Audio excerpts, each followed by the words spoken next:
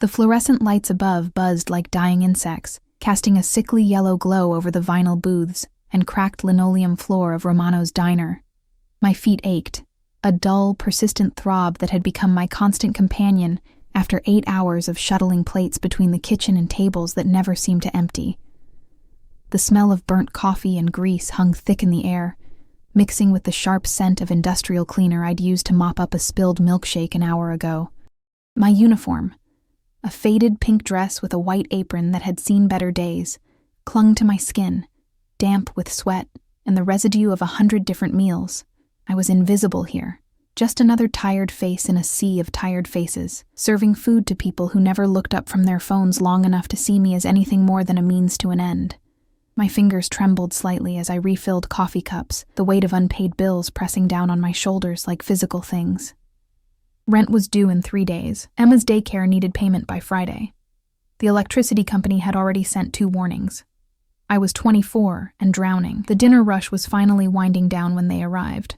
I noticed the shift in atmosphere before I saw them, a sudden tension that rippled through the diner like a stone dropped in still water. Conversations stuttered. Silverware stopped clinking. Even Jerry, our cook who never stopped whistling, went quiet. 3 black SUVs pulled up outside, their tinted windows reflecting the neon sign that flickered Romano's in tired red letters. They were sleek, expensive, completely out of place in this neighborhood where most people drove cars held together by rust and prayer. The vehicles gleamed under the streetlights, water beading on their polished surfaces from the rain that had started to fall. The first man who entered wore a dark suit that probably cost more than I made in 6 months. His eyes swept the room with professional efficiency, checking exits, assessing threats, cataloging faces. He was built like a wall, all shoulders and contained violence. He didn't sit, just stood by the door, one hand resting casually near his chest where I could see the slight bulge of a shoulder holster. 2 more men followed, flanking the entrance. Then he walked in.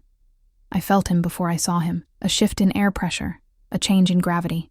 He moved like liquid shadow, all controlled grace and coiled power. His suit was charcoal gray, perfectly tailored to a frame that spoke of both elegance and danger. Dark hair swept back from a face carved from marble, sharp jawline, high cheekbones, lips that looked cruel even in repose. But it was his eyes that stopped my breath. Dark as midnight, cold as winter ice, they scanned the room with the casual authority of someone who owned everything he surveyed. The scent of expensive cologne reached me. Something with notes of cedar and smoke, underlaid with something darker, more primal. It cut through the grease and coffee smell like a knife. He chose a booth in my section. Of course he did. My manager, Frank, appeared at my elbow so fast I jumped. His pudgy fingers gripped my arm, and I could smell the cigarettes on his breath. "Table 12, he hissed, his voice tight with something between fear and excitement. "Whatever they want. Whatever they need. And for God's sake, don't screw this up." "Who is he?" I whispered, but Frank had already scuttled away, retreating to the safety of the kitchen. My legs felt unsteady as I approached the booth. The bodyguards watched me with flat, assessing eyes, the kind of look that saw through clothes and skin straight down to bone. I clutched my order pad like a shield, my pulse hammering in my throat. He sat alone in the booth, one arm draped along the back of the seat, his body language speaking of absolute confidence. Up close, he was devastating. Not handsome in any conventional sense. His features were too harsh, too predatory for that, but compelling, magnetic, dangerous in a way that made my stomach clench and my skin prickle with awareness. "What can I get you?" My voice came out steadier than I expected, which felt like a small victory. He didn't look at the menu, didn't look at me either, not at first. His gaze was fixed on something outside the rain-streaked window, his profile sharp enough to cut. When he finally turned those dark eyes on me, I felt pinned, a butterfly on display, every weakness exposed. "Coffee. Black." His voice was deep, smooth as aged whiskey, with an accent that spoke of old money and older violence, and whatever your cook makes best. "That would be the meatloaf," I said, finding my professional smile somewhere beneath the fear. "Comes with mashed potatoes and..." "Fine." He dismissed me with a slight gesture, already looking back at his phone. On the table in front of him, I noticed 2 other phones, one buzzing silently with incoming messages. A man who needed multiple lines of communication. A man with secrets. I should have walked away, should have taken his order to the kitchen and forgotten about those cold eyes and that dangerous mouth. But as I turned, my foot caught on the uneven linoleum. The same piece I'd been meaning to report to Frank for weeks. My body pitched forward, the order pad flying from my hands. I didn't hit the ground. Couldn't. Because suddenly there were hands on my waist. Strong, sure, impossibly fast. He'd moved without seeming to move at all, catching me before I could fall, pulling me against a chest that felt like stone wrapped in expensive fabric. For a moment, the world stopped. I was acutely aware of everything. The heat of his hands burning through the thin fabric of my uniform, the way my palms had landed flat against his chest, the steady rhythm of his heartbeat beneath my fingers. He smelled even better up close, that cologne mixing with something uniquely him. Leather and gunpowder and dark promises. His face was inches from mine. This close, I could see that his eyes weren't entirely black. There were flecks of amber around the pupils, like embers in coal. They bored into me with an intensity that made my breath catch. "Careful," he murmured, and the word felt like a threat and a caress all at once. "I'm sorry, I pulled back, or tried to."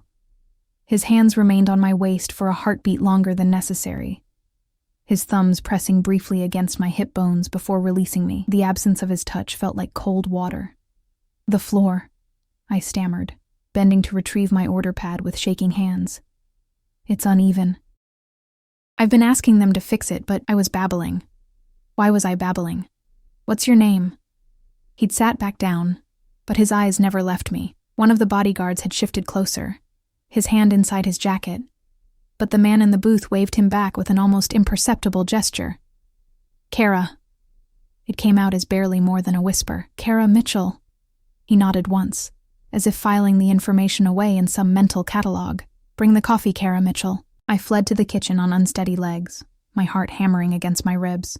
Jerry gave me a look that said he'd seen the whole thing, but wisely kept his mouth shut. I poured the coffee with trembling hands, watching the dark liquid swirl in the white ceramic mug. When I brought it back, he was speaking in low tones into one of his phones, a language I didn't recognize, harsh and flowing all at once.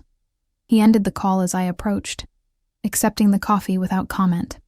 His fingers brushed mine as he took the mug, and I felt that touch like an electric shock straight to my core. The evening crawled by. I served his meal, meatloaf, which he ate methodically, each movement precise and controlled. The bodyguards had taken up positions around the diner, their presence keeping the other customers subdued and quiet. No one complained. No one even whispered too loudly.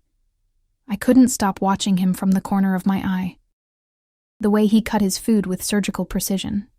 The way he occasionally glanced at his phones, his expression never changing. The way, every so often, his gaze would flick up and find me. No matter where I was in the diner, no matter what I was doing, it felt like being hunted.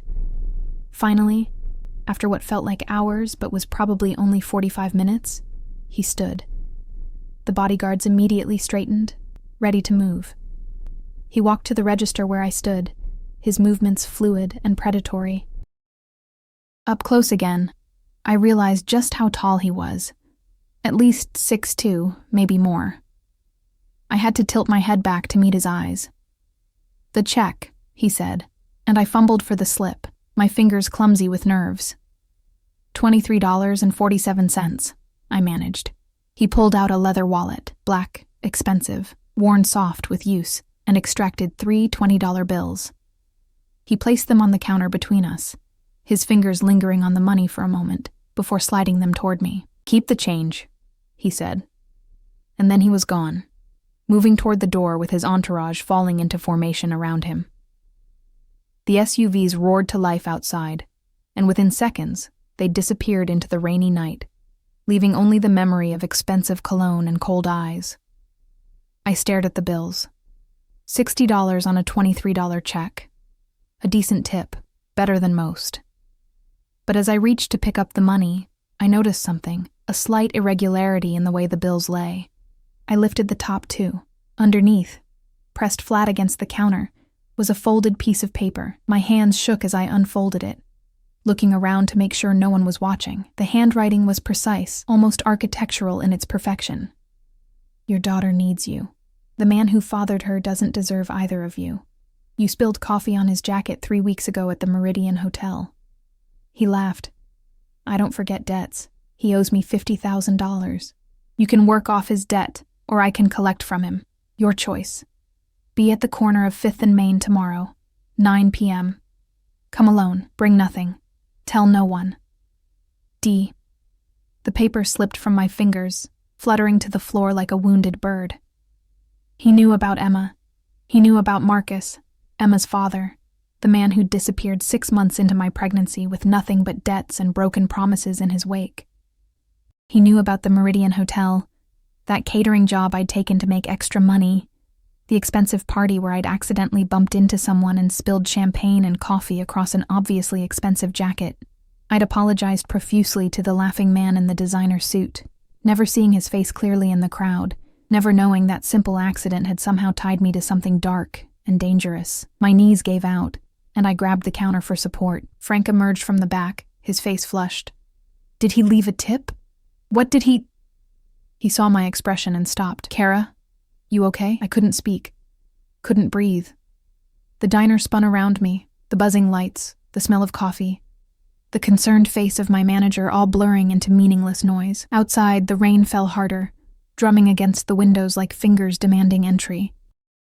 And somewhere in the darkness, 3 black SUVs carried a man who held my daughter's future in his perfectly manicured hands, a man who knew things he shouldn't know. A man who'd given me a choice that wasn't really a choice at all. I didn't sleep that night. Emma was with Mrs. Chen, the elderly neighbor who watched her when I worked late shifts. I'd picked her up at 11, carrying her sleeping body up the 3 flights of stairs to our cramped apartment, her small arms wrapped trustingly around my neck. She smelled like the lavender soap Mrs. Chen used, and the strawberry shampoo I bought from the dollar store. At 3 years old, she was my entire world, dark curls like her father's, but eyes like mine. Gray-green, and already too wise for such a young face.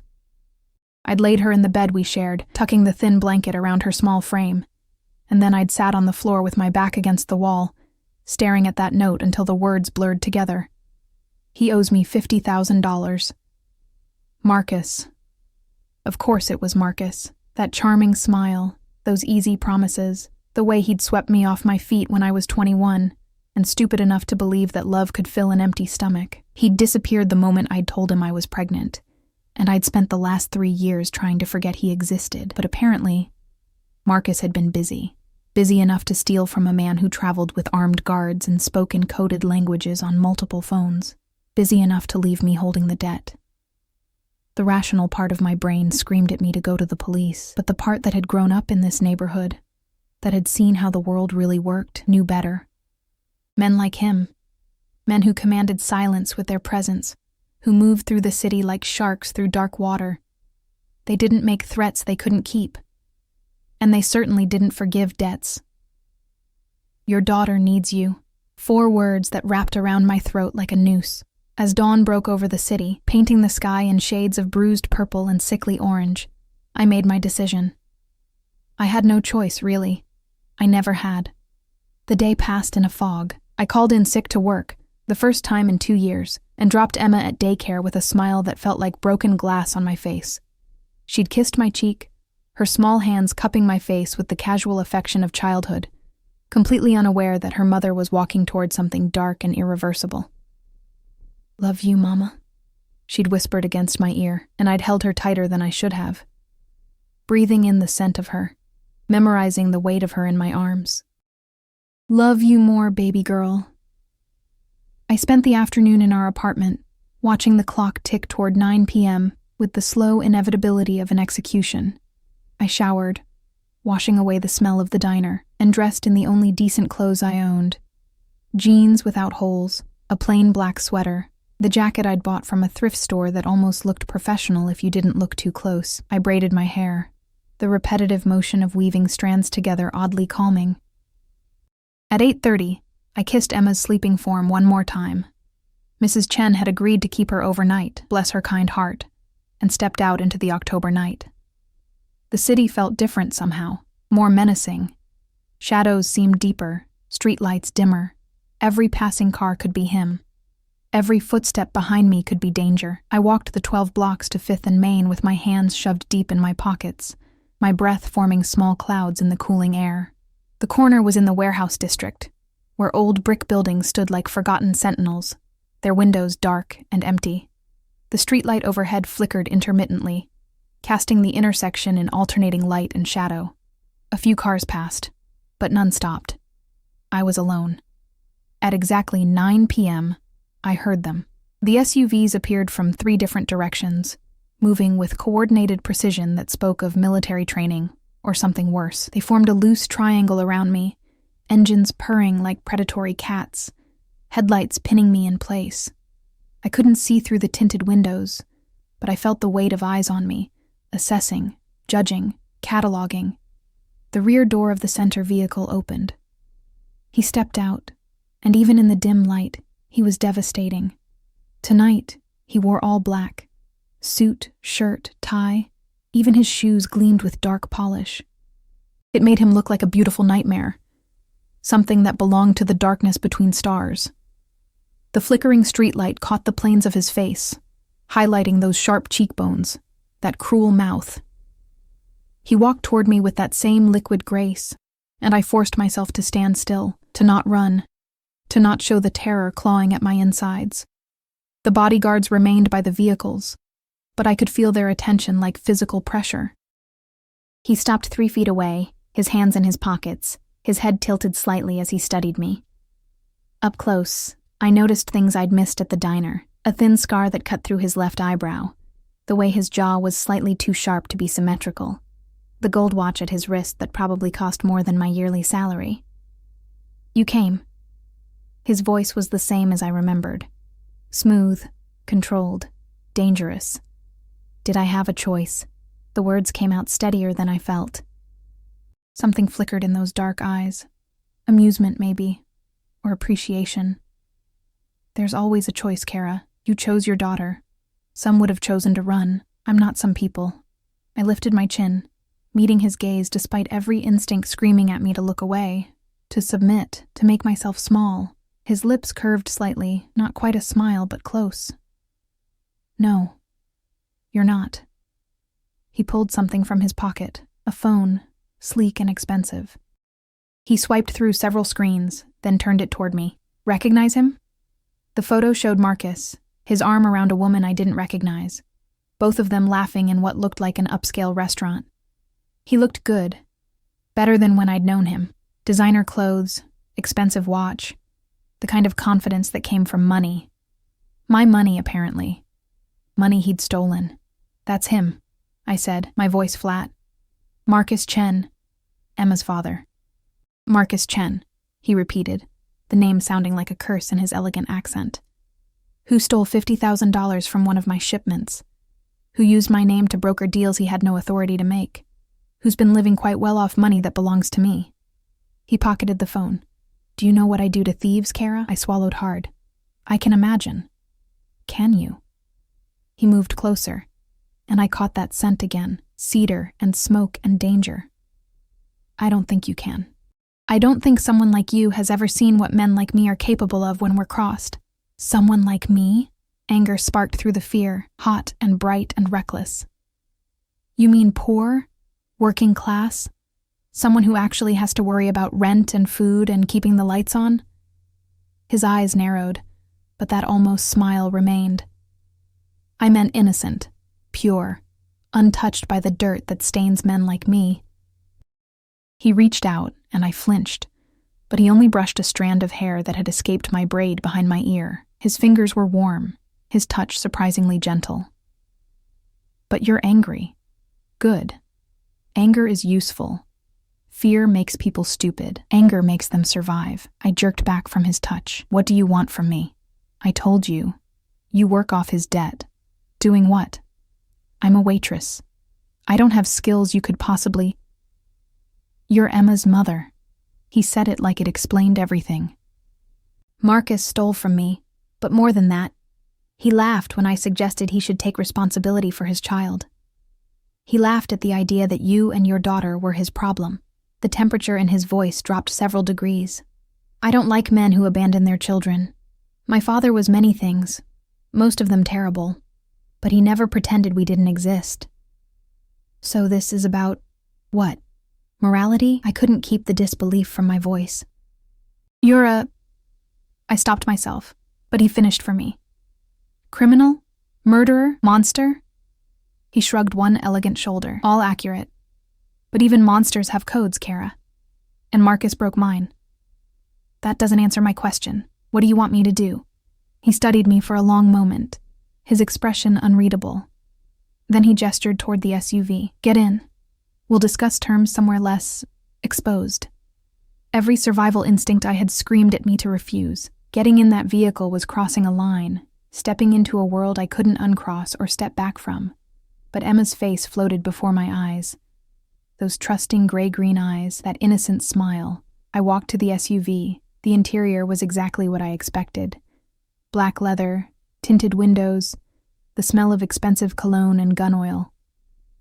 He slid in beside me, close enough that I could feel the heat radiating from his body. The door closed with a heavy thunk that sounded like a cell door locking. The vehicle pulled away from the curb, smooth and silent. I watched the familiar streets of my neighborhood slide past the tinted windows, each block taking me further from safety. Where are we going? My voice sounded small in the enclosed space.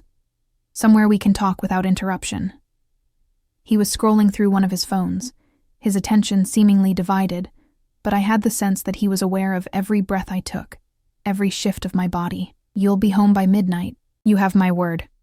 The word of a criminal. He glanced up, and that almost smile appeared again, the word of Dante Rossini, which, in certain circles, is worth more than any legal contract.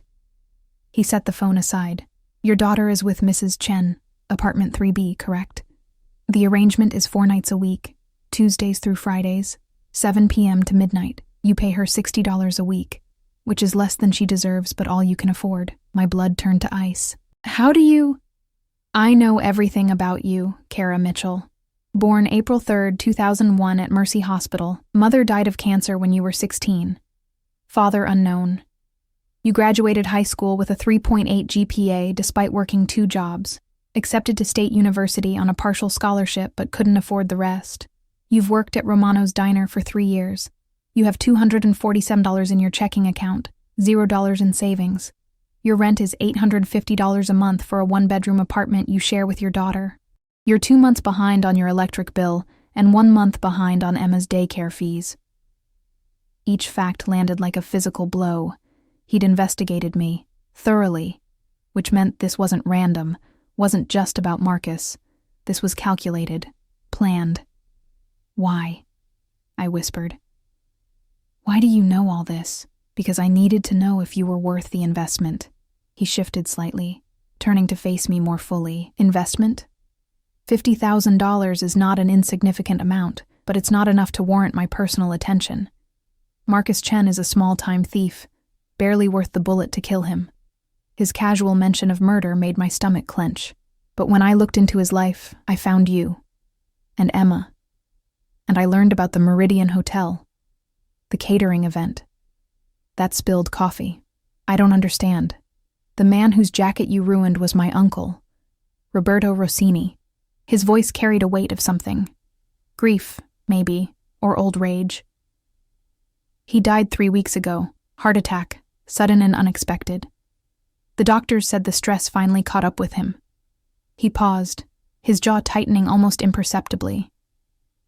He spoke of you that night, the kind young woman who'd apologized so profusely for such a small accident, who'd offered to pay for the cleaning, despite clearly having nothing to spare. He was charmed.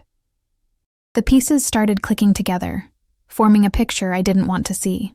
Before he died, he changed his will. He'd never married, never had children. He left everything to me, his businesses, his properties, his accounts. But he also left a list of people he wanted me to look after. Your name was on it. The waitress with the kind eyes. He called you. Dante's expression was unreadable. So when I discovered that the same woman my uncle wanted protected was connected to a thief who'd stolen from me, who'd abandoned his own child, it seemed like fate. Fate, I repeated numbly. I'm offering you a deal, Kara, a way to protect your daughter and honor my uncle's last wishes. He leaned closer, and I pressed myself against the door, my heart hammering. Work for me.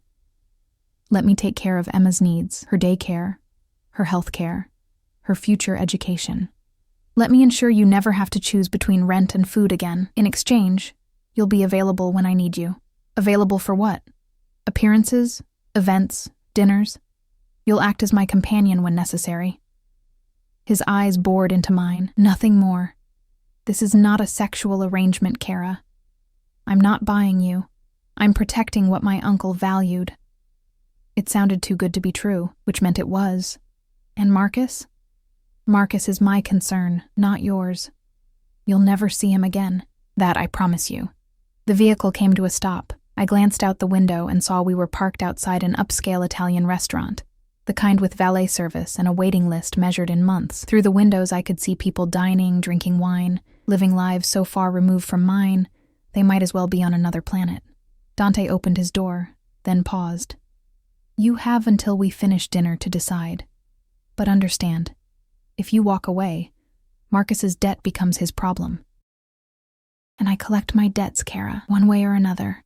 He stepped out, and after a moment's hesitation, I followed.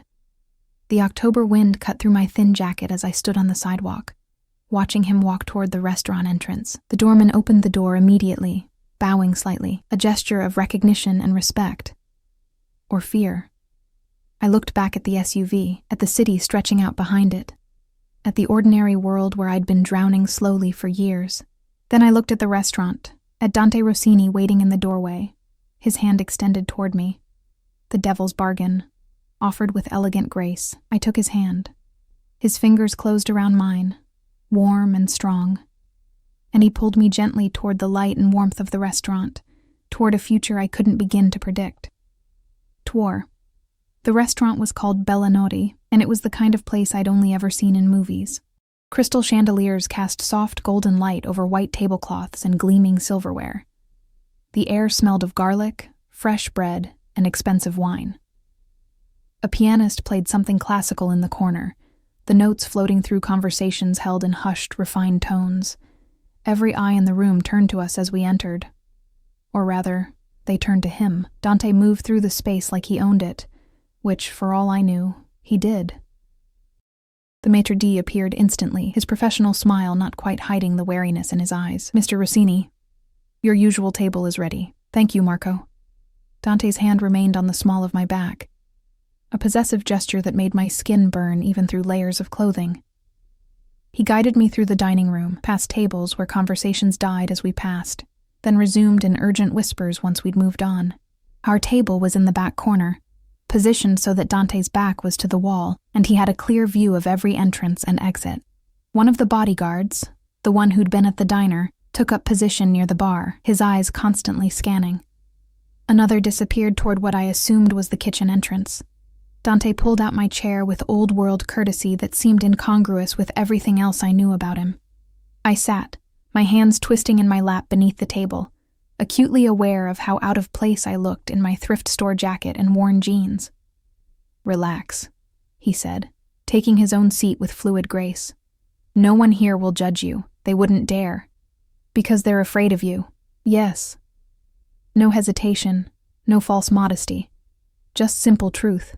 A waiter appeared, young, nervous, his hands shaking slightly as he poured water into crystal glasses.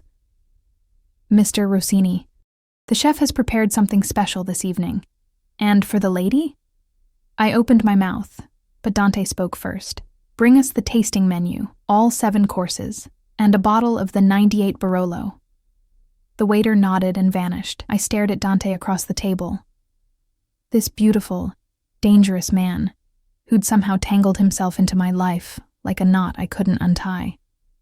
I can order for myself, I said quietly. Can you read Italian? He gestured to the menu.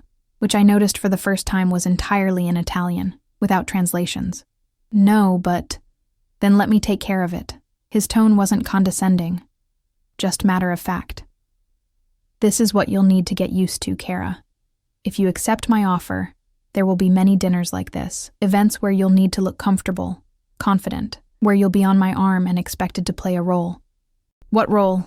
Your girlfriend? Your mistress?" "My companion." He leaned back as the waiter returned with wine, going through the ritual of presenting the bottle, uncorking it, pouring a small amount for Dante to taste. He swirled it, sniffed, sipped, then nodded approval. "There's a difference. The people in my world, they'll make assumptions. Let them. What matters is the truth between us."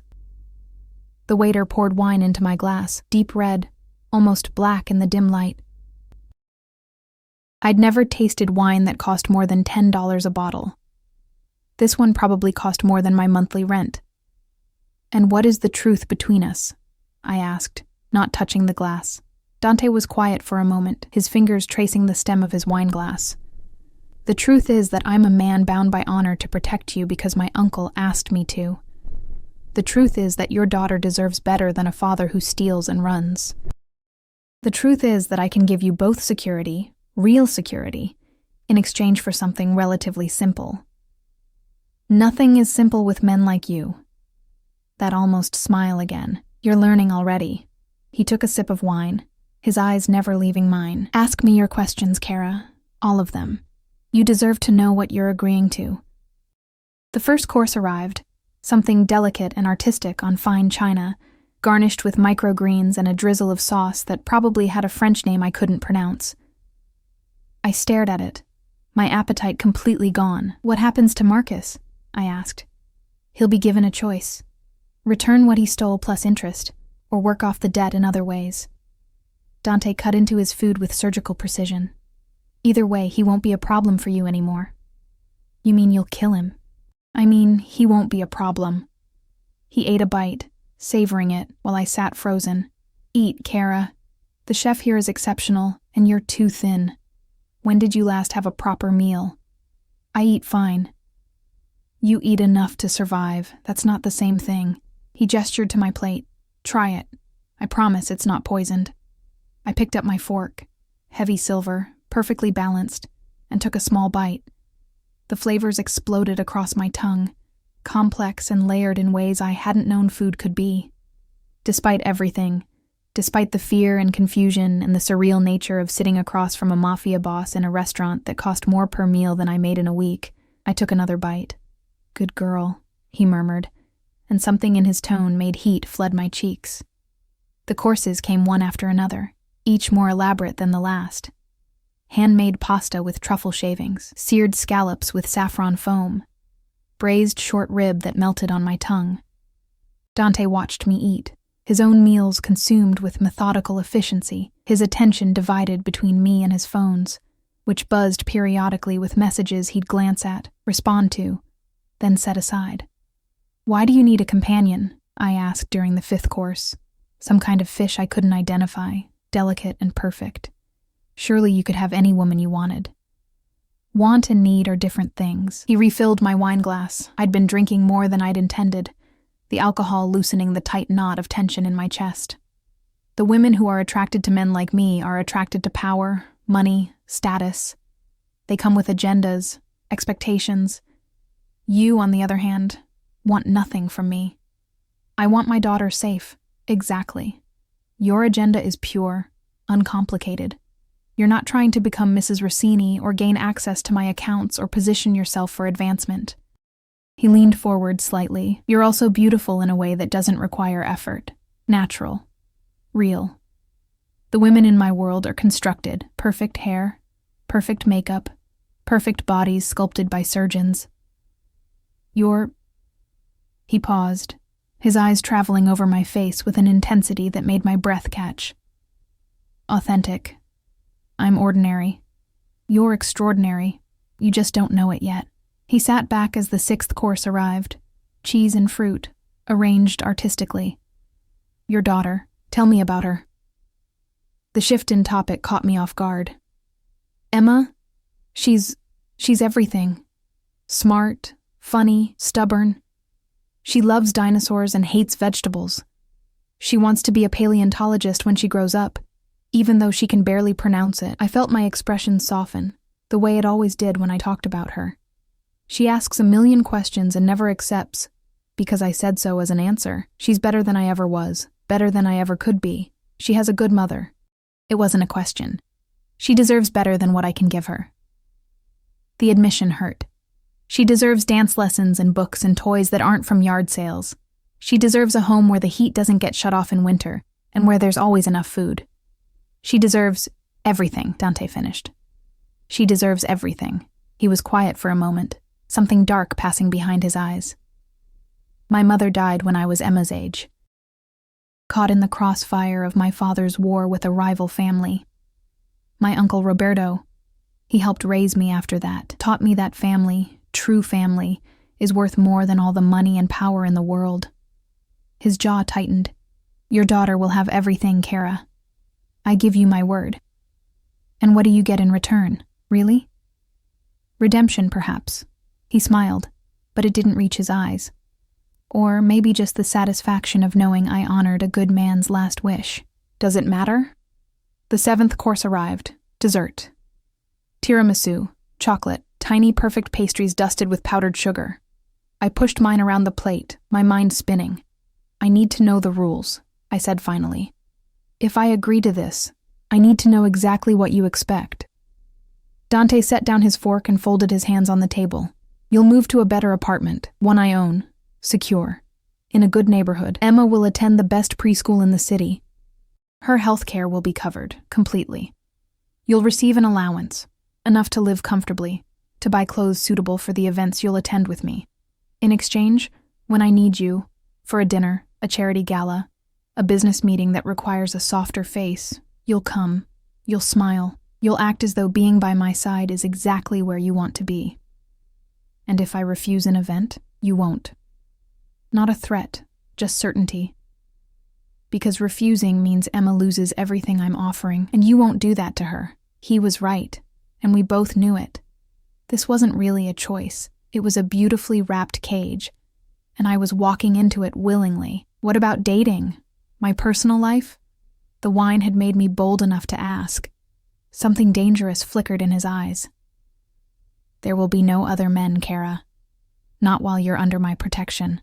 The appearance of impropriety would be problematic. So I'm supposed to be celibate while playing your pretend girlfriend? I never said I expected celibacy. His voice dropped lower, intimate, and dark. I said no other men. There's a difference.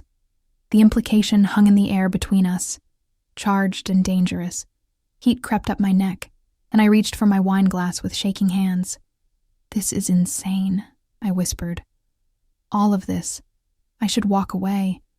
I should take Emma and disappear and what? Live in constant fear that Marcus's other debts will catch up to you? That one of my competitors might learn about you and use you against me? That Emma will grow up poor and struggling like you did? He reached across the table, his hand covering mine. His skin was warm, his touch surprisingly gentle. You're already in this, Kara. From the moment Marcus used my name, from the moment you spilled that coffee and smiled at my uncle, you were in this. I'm just offering you a way to survive it. I wanted to pull my hand away, wanted to run, but his touch felt like an anchor in a world that had tilted off its axis. How do I know you'll keep your word? My voice came out barely above a whisper. You don't. His thumb traced small circles on the back of my hand, the gesture oddly soothing. You have to trust me. Or rather, you have to trust that I value my honor more than I value control over one stubborn waitress who looks at me like I'm a monster. Aren't you? Yes. No hesitation. But I'm a monster who keeps his promises. And I promise you this. As long as you're under my protection, no one will hurt you or Emma. No one will take from you. You'll want for nothing. He leaned closer, his eyes intense. All you have to do is let me take care of you. The words should have sounded patronizing. Controlling. But there was something in his voice, a kind of desperate sincerity that caught me off guard. This wasn't just about honor or duty. This was personal for him in a way I didn't fully understand. Outside, through the restaurant windows, I could see the city lights twinkling. Somewhere out there, Emma was sleeping safely in Mrs. Chen's apartment, completely unaware that her mother was making a deal with the devil to secure her future. "Okay," I heard myself say. "Okay, I'll do it." Dante's hand tightened on mine for a moment, his expression unreadable. Then he released me, leaning back in his chair with that same controlled grace. Smart choice. I didn't have a choice. You always have a choice, Kara. You just made the right one. He gestured to the waiter, who appeared instantly. "We're done here. Have the car brought around." As we stood to leave, Dante's hand returned to the small of my back. Possessive, proprietary. The other diners watched us go, their whispered conversations resuming the moment we passed. I caught fragments. Rossini's new. Where did he find? Poor girl doesn't know. Outside, the October air was cold and sharp, cutting through the wine warmth in my blood. The SUV pulled up, and Dante opened the door for me, his body blocking me from the street. From view, from danger, from escape. "I'll have someone move your things tomorrow," he said as the vehicle pulled away from the curb. "The new apartment will be ready by evening. Emma won't have to change daycares. I've already arranged for transportation." "You were very sure I'd say yes." I was hopeful. He was scrolling through his phone again, but I caught the slight curve of his lips, and I'm rarely wrong about people. The ride back to my neighborhood felt shorter than the ride to the restaurant. Too short. Not enough time to process what I'd agreed to, what I'd signed away. The SUV stopped outside my building, and Dante finally looked up from his phone. "Someone will contact you tomorrow with details. Don't go to work. I'll handle Romano's." He reached into his jacket and pulled out a phone. New, expensive, identical to one of his. "This is yours now. My number is already programmed. You call if you need anything at all, at any time." "Understood?" I took the phone, its weight unfamiliar in my hand. "Understood." "Good." He studied me for a long moment, his expression softening almost imperceptibly. "Get some rest, Kara. Your life just changed. Tomorrow, you'll start seeing exactly how much." I stepped out of the SUV, my legs unsteady, from the wine, from exhaustion, from the surreal nature of the entire evening. I watched the taillights disappear into the night, taking Dante Rossini back to whatever dark world he inhabited, and I climbed the 3 flights to my apartment, let myself in, and stood in the dim kitchen, staring at the expensive phone in my hand. The screen lit up with a message. "Sleep well, Piccola. You're safe now. D." I pressed the phone to my chest and tried to believe him. D, a prison that might look like salvation. The new apartment was in a building I'd walked past 100 times but never imagined entering.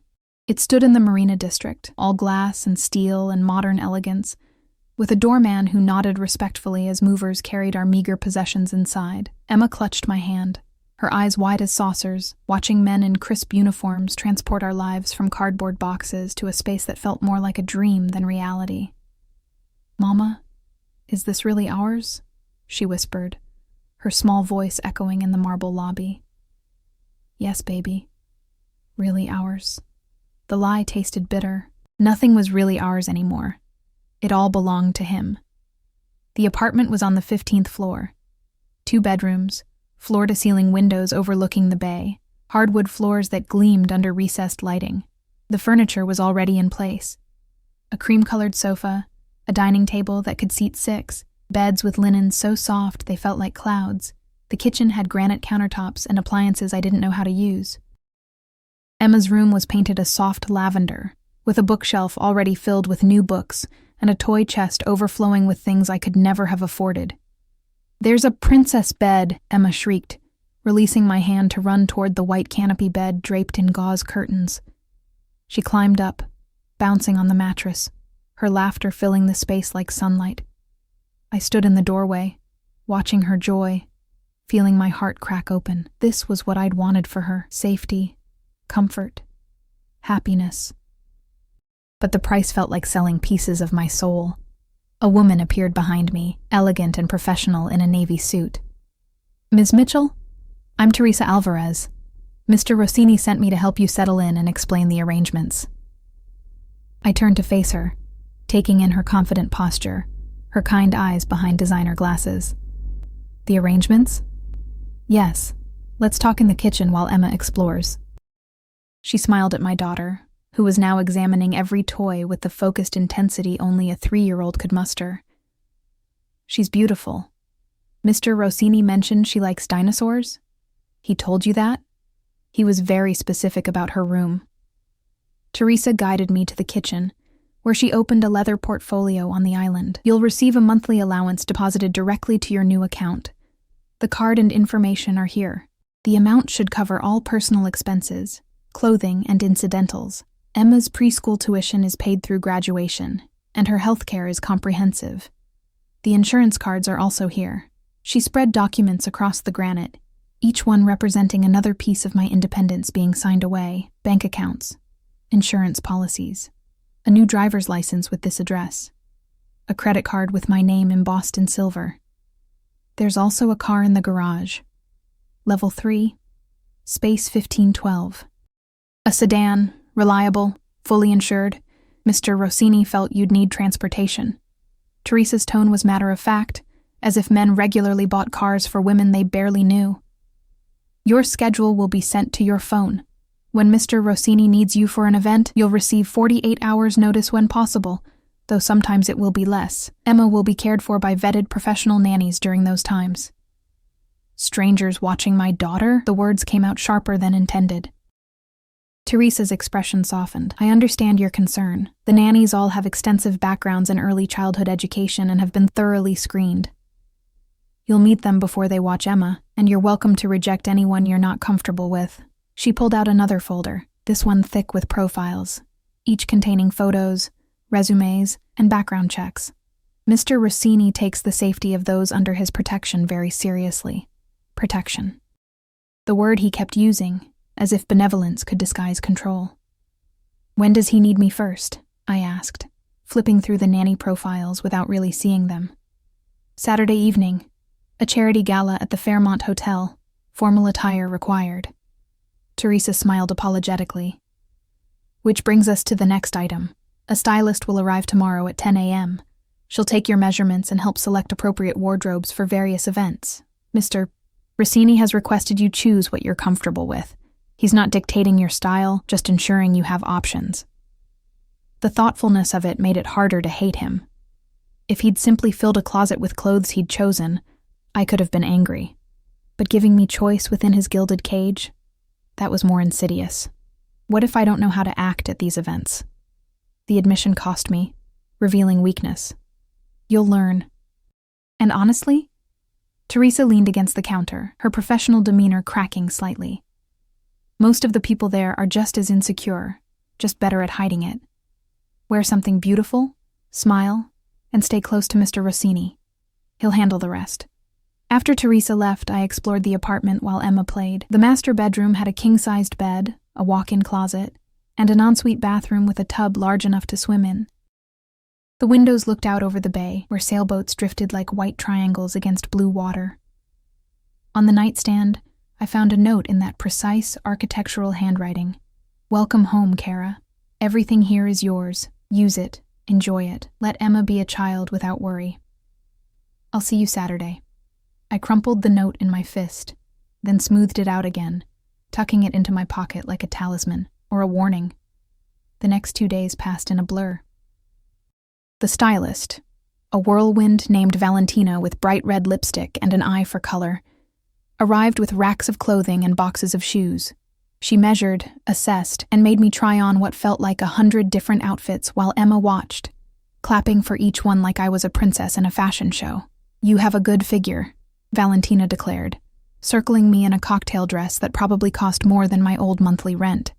Natural curves, which is refreshing. We'll play those up.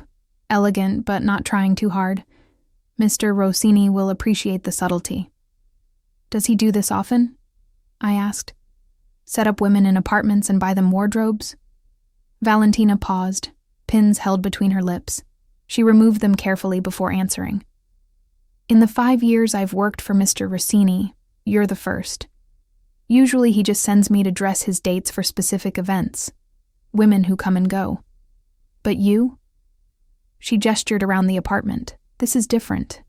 This is permanent. The word hung in the air like smoke. Saturday arrived too quickly. Emma spent the day at her new preschool, a place with art rooms and a playground that looked like something from a fantasy, while I prepared for my first appearance as Dante Rossini's companion. The dress Valentina had selected was midnight blue, silk that hugged my body before flowing to the floor in elegant waves. The neckline was modest, but the back was bare, exposing skin from my shoulders to my lower back.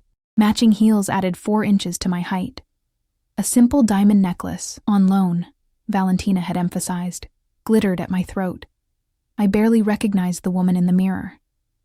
My hair was swept up, a few strategic curls framing my face.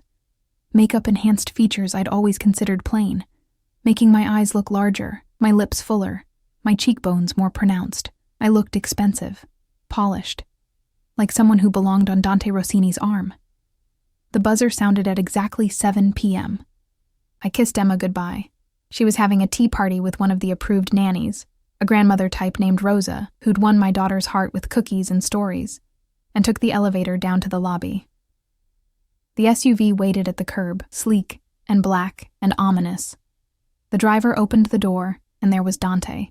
He wore a tuxedo that had been tailored to perfection, emphasizing broad shoulders and a lean waist. His hair was swept back, his jaw clean-shaven, a gold watch glinting at his wrist. But it was his eyes that caught me, the way they traveled over me slowly, taking in every detail, darkening with something that made my stomach flutter. "Beautiful," he murmured as I slid into the seat beside him. Valentina outdid herself. She said I was your first. I didn't know why I said it, but the words tumbled out, his lips curved. Did she? He reached over, his fingers finding the exposed skin of my back, tracing the line of my spine with agonizing slowness. Then she told you the truth. You are many firsts for me, Kara. I shivered under his touch, hating my body's response. What does that mean? It means don't believe everything you hear about me tonight. People will talk. They always do. They'll say I'm a monster who destroys everything I touch. They'll say women who get close to me end up ruined or dead. His hand remained on my back, possessive and warm. Some of it is even true, but you're different. Because of your uncle. Because of many things. He withdrew his hand, leaving my skin cold. Tonight, you'll meet some of those people. They'll smile and be polite, but they'll be assessing you, wondering what I see in you, trying to find your weaknesses. Don't let them. I don't know how to do this, Dante. The admission came out smaller than I intended. I'm a waitress. I don't know which fork to use or how to make small talk with criminals and socialites. You use the fork from the outside in, and you make small talk by asking questions and letting them talk about themselves. People love nothing more than the sound of their own voice. He tilted my chin up, forcing me to meet his eyes. But here's what you really need to know. You're with me. That means you're untouchable. That means no one will dare insult you or make you uncomfortable. And if they try? His thumb brushed my lower lip, his expression darkening. I'll destroy them. The threat should have frightened me. Instead, it made me feel safer than I had in years. The Fairmont Hotel was a palace of marble and gold, its ballroom filled with San Francisco's elite, politicians rubbing shoulders with tech moguls, old money mixing with new, and threading through it all like a dangerous undercurrent, the criminals who funded and controlled so much of the city's power structure. Dante's hand found the small of my back as we entered, that now familiar possessive touch. Heads turned. Conversations paused. A ripple of recognition spread through the crowd. Dante Rossini, a voice called out. Smooth, cultured, with an edge of mockery, a man approached, silver-haired and elegant in his tuxedo, a woman in diamonds hanging on his arm. I heard you'd be gracing us with your presence. And who's this lovely creature? Kara Mitchell. Dante's voice was pleasant, but I felt the tension in his body. Kara, this is Senator Marcus Webb and his wife, Catherine. Senator. The man was a senator, and he clearly knew exactly what Dante was. Charmed, the senator said, taking my hand and pressing a kiss to my knuckles that lasted a heartbeat too long. Where has Dante been hiding you? I haven't been hidden, I said. pulling my hand back. Just working. Working. Catherine Webb's smile was all teeth.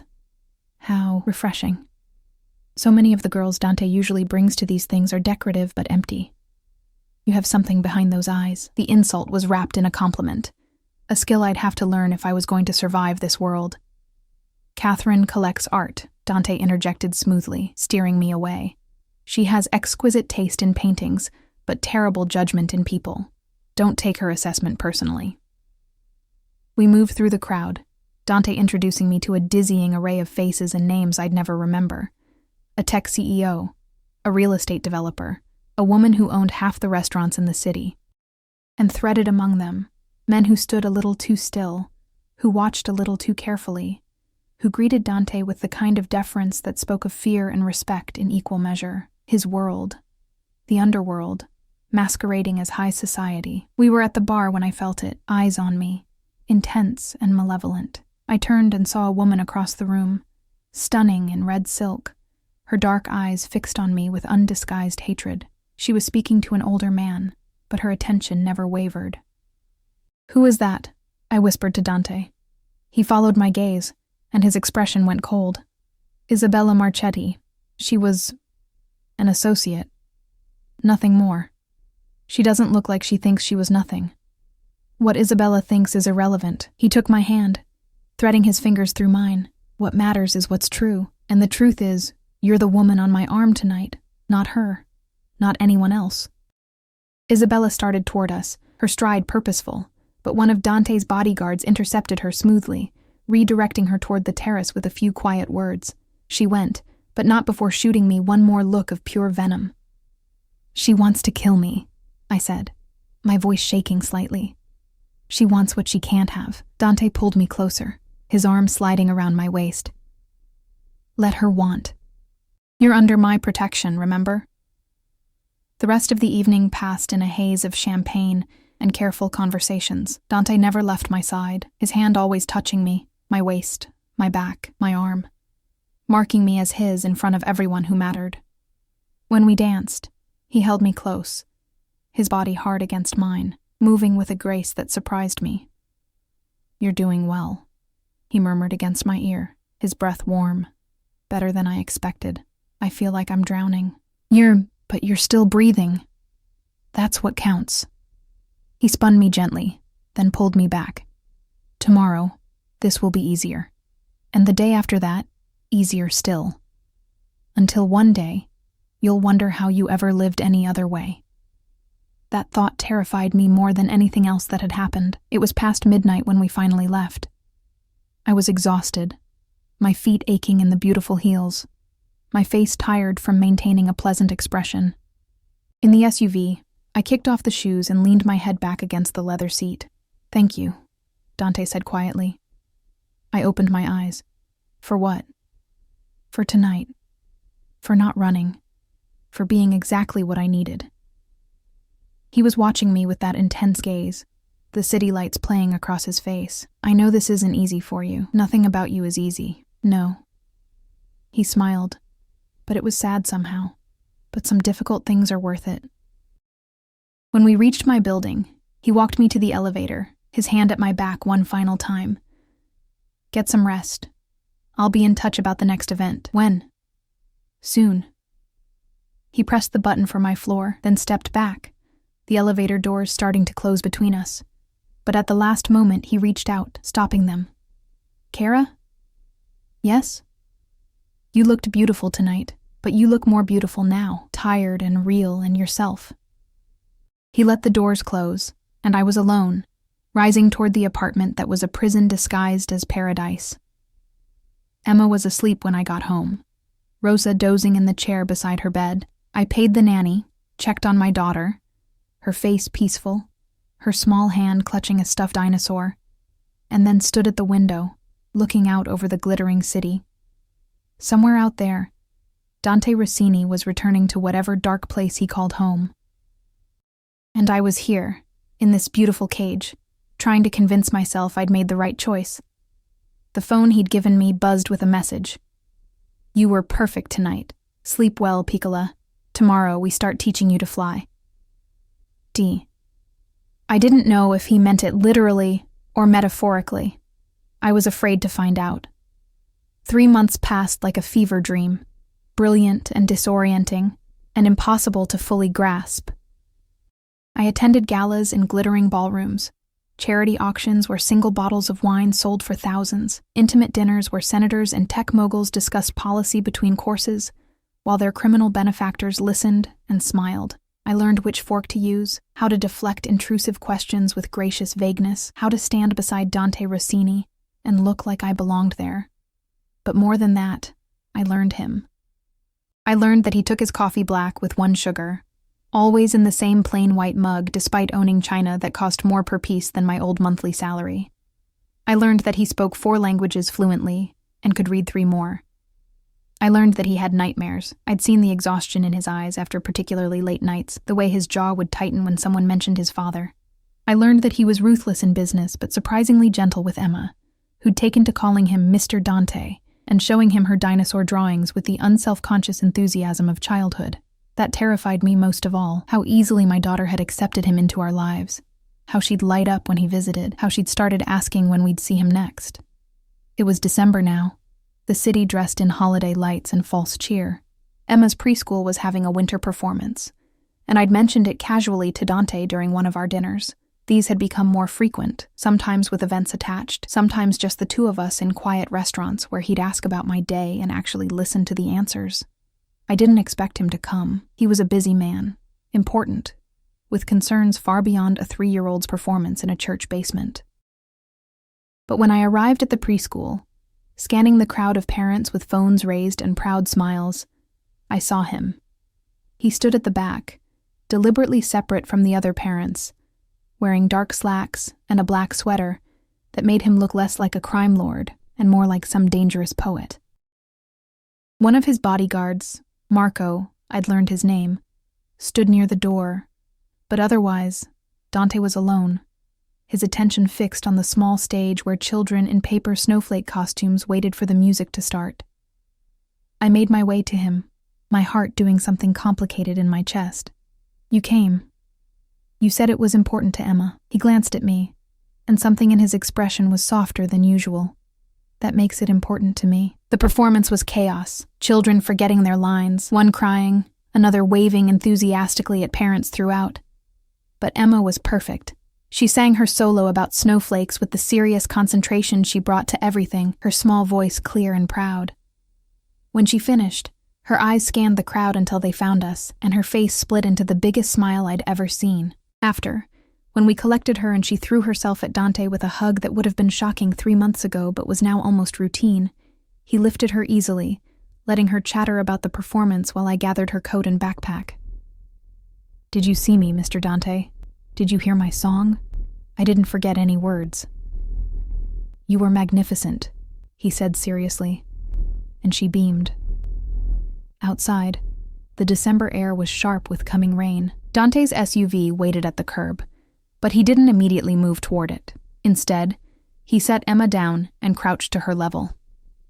"Emma, your mama and I need to talk about grown-up things.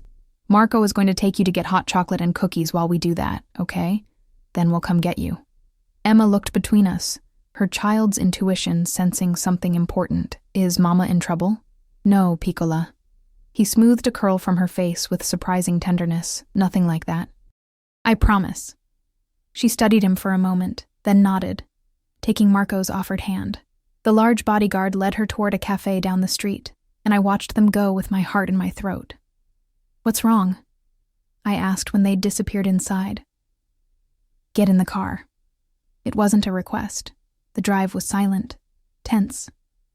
Dante stared out the window, his jaw tight, his hands clasped in a way that made his knuckles white. We didn't go to a restaurant or back to my apartment. Instead, we drove to a building I recognized, one of his properties, a penthouse overlooking the bay. The apartment was masculine and minimal. Leather furniture, dark wood, floor-to-ceiling windows revealing the city spread below like scattered diamonds. A bar in the corner held expensive bottles. The only personal touch was a photograph on the mantel, a young Dante with an older man who had kind eyes and a warm smile. His uncle Roberto. "Drink?" Dante moved to the bar without waiting for an answer, pouring amber liquid into 2 glasses. Just tell me what's wrong. I took the glass he offered but didn't drink. You're scaring me. He downed his whiskey in 1 swallow, then poured another. Marcus is dead. The words hung in the air like smoke. I should have felt something. Grief, shock, relief. Instead, I felt numb. How? Does it matter? He turned to face me fully, and I saw something raw in his expression. He's gone. His debts died with him. You're free. Free. I laughed, but it came out broken. I live in an apartment you own, wear clothes you bought, attend events at your command. That's not freedom, Dante. Then leave. He gestured toward the door, his voice harsh. Walk away. Take Emma. Disappear. Start over somewhere I'll never find you. You're released from our agreement. No strings, no consequences. Just go. I stared at him, my heart hammering. This was what I'd wanted, wasn't it? My life back. My choices restored. Emma and I could leave the city, find some small town where no one knew us, where we could be ordinary again. But as I stood there, looking at this beautiful, broken man who'd given me everything while demanding so little, who'd shown my daughter kindness when he had no reason to, who looked at me sometimes like I was precious rather than convenient, I realized the terrible truth. I didn't want to leave. Why did you really bring me here, Dante? I set my untouched glass on the table. What do you actually want from me? I don't know. He ran a hand through his hair, destroying its perfect order. I thought I did. I thought this was about honor, about keeping a promise to a dying man. But somewhere between that first night at the diner and watching Emma perform tonight, it became about something else, something I don't know how to name. He moved closer, and I found myself backing up until I hit the window. The cold glass at my back, his heat at my front. This close, I could see the amber flecks in his dark eyes, could smell that cedar and smoke scent that had become as familiar as breathing. I'm not a good man, Kara. I've done things that would make you run screaming if you knew the details. I've hurt people, destroyed lives, built an empire on blood and fear. His hand came up, cupping my face with surprising gentleness. But when I'm with you, when I watch you with Emma, when you look at me like I might be something more than a monster, I want to be better, and that terrifies me more than any enemy I've ever faced. Dante, let me finish. His thumb traced my cheekbone. These 3 months, having you in my life, watching you navigate my world with grace and strength, seeing you be a mother to that incredible little girl, it's been the closest thing to peace I've known since my uncle died. But I have no right to keep you. You deserve someone good, someone safe, someone who can give you a normal life. And what if I don't want normal? The words escaped before I could stop them. What if I'm tired of safe? Something dangerous flared in his eyes. Don't say things like that unless you mean them. I mean them. And God help me, I did. Somewhere in the careful dance we'd been doing, somewhere between the expensive dinners and the gentle touches, and the way he'd become part of Emma's life, I'd stopped seeing him as just a means to an end. I'd started seeing him. I'm not saying I love you. I'm not that foolish. But I'm saying I don't want to leave. I'm saying maybe this cage you've built isn't a cage at all. Maybe it's just a different kind of freedom. He kissed me. It wasn't gentle or careful. It was desperate and claiming, his hands tangling in my hair, his body pressing mine against the window. I kissed him back with equal desperation. 3 months of tension and denied attraction exploding between us. He tasted like whiskey and danger and dark promises, and I wanted more. When we finally broke apart, both breathing hard, he rested his forehead against mine. If you stay, if we do this, everything changes. I won't be able to keep my distance. I won't be able to pretend you're just an obligation. Then don't. I pulled him back, kissing him again, softer this time. Stop pretending.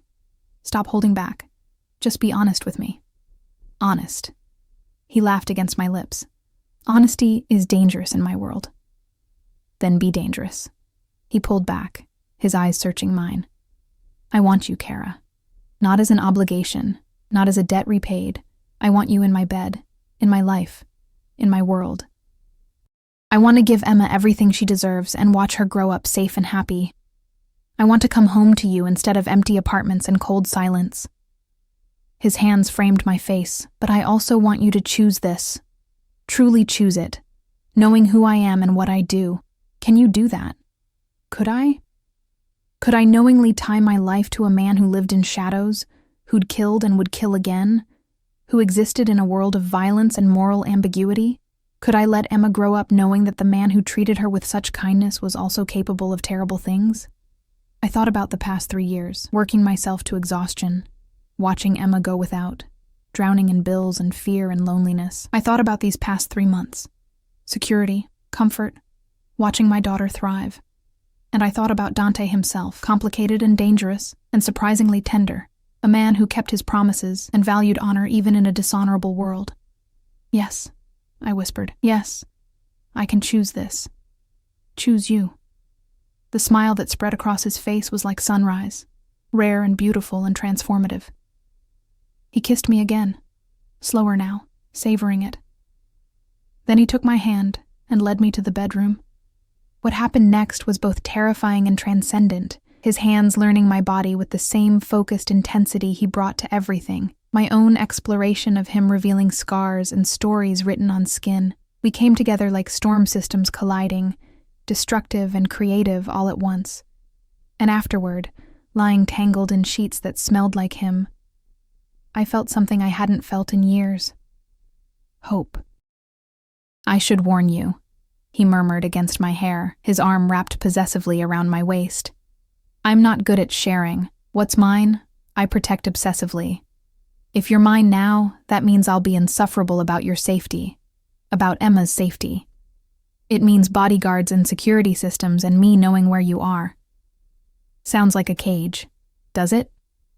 He propped himself up on one elbow, looking down at me. Or does it sound like someone finally giving a damn about keeping you safe?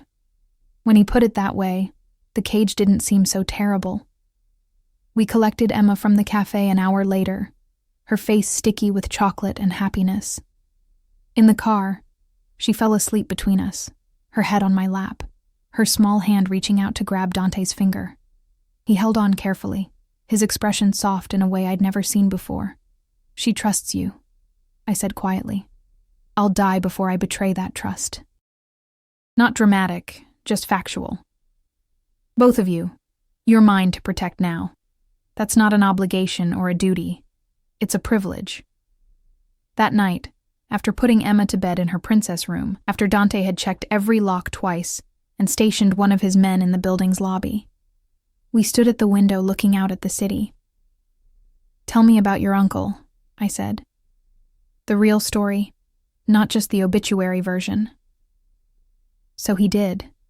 He told me about Roberto Rossini, who'd taken in a traumatized 8-year-old and taught him that strength and honor weren't mutually exclusive, who'd built an empire, but never lost sight of what mattered, who'd died surrounded by people who genuinely loved him, not just feared him. He would have liked you, Dante said finally. He always said the measure of a person wasn't in how they acted when they had power, but how they treated others when they had none. You had nothing, Kara, but you still apologized for spilling that coffee. You still smiled and meant it. That's rare. So you've been protecting me because your uncle asked you to. I've been protecting you because you deserve it. The uncle's request just gave me an excuse. He pulled me closer, his chin resting on top of my head. And somewhere along the way, protecting you became wanting you. And wanting you became needing you. That's dangerous, isn't it? In your world? Incredibly.